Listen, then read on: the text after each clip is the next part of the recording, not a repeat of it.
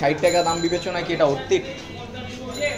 খেয়ে দেখলে বুঝতে পারবো, মানে এটা একটু মজা, অনেক মজা। ঢাকায় তো আরো বিভিন্ন জায়গায় যে দেখি ওইগুলো থেকে এটা মজা, বেটার, অনেক মজা। মানে তার জন্য মানুষ একটা আসে এদিকে, সহজে পাওয়া যায় না। এর আগে আসছি কিন্তু লাইনে দাঁড়াইছিলাম লাইনে, আজকে এই যে লাইনে দাঁড়িয়ে খাওয়ার মতো কি ফুচকা এটা? হ্যাঁ, এবার পুরান ঢাকার মানুষ কম দিয়ে কেমনে পারি কোন?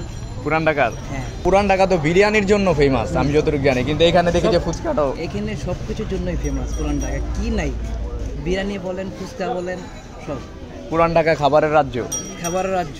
এখন ছলে বলে কৌশলে মজার জিনিসের সব কিছু বেশি, খাবারের দিক দিয়ে সব কিছু বেশি।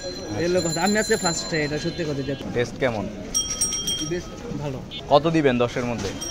9। এই যে সিরিয়ালটা দেখতেছেন, এখানে ছোট থেকে বড় সকল ধরনের কাস্টমার আপনি দেখতে পারবেন। প্রচুর পরিমাণে ভিড় হয়, লম্বা সময় দাঁড়িয়ে তারপর ফুচকা চটপটি নিতে হয়। আপনারা কত বছর ধরে খাচ্ছেন এটা? 10 থেকে 15 বছর। এই দোকান আগে এখানে ছিল না, আগে ওই সামনে ছিল, পরে এখানে আসছে। মেয়ে আছে তারা বেশি খায়, কিন্তু এখানে দেখলাম ছোট বড় সবাই খায়। এটার কারণটা কি?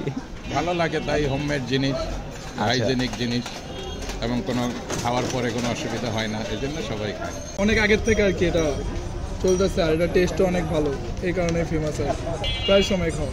টেস্ট ওনাদের বানানোর স্টাইলটা একটু ভিন্ন রকম।